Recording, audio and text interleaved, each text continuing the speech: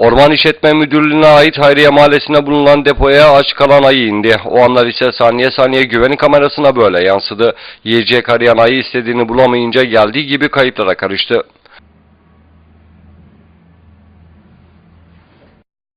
Alınan bilgilere göre olay Hayriye Mahallesi'nde bulunan İnegöl Orman İşletme Müdürlüğü'ne ait depoda meydana geldi. Ne büyük gözleri var Recep.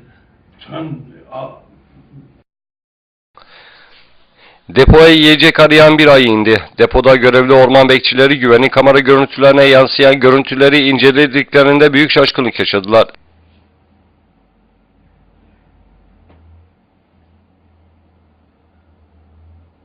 Güvenlik kamerası tarafından kaydedilen görüntülerde ayının büyüklüğü çalışanları şok etti.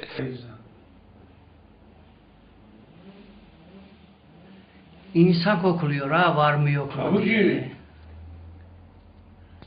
Merdivenlere insan gibi çıkan ayı bir süre yiyecek aradıktan sonra istediğini bulamayınca geldiği gibi gözden kayboldu.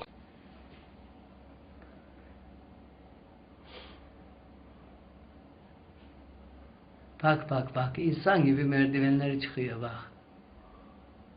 Korkmuyor da ya. Ama Geriye ise ayının güvenlik kamerasına yansıyan görüntüler kaldı.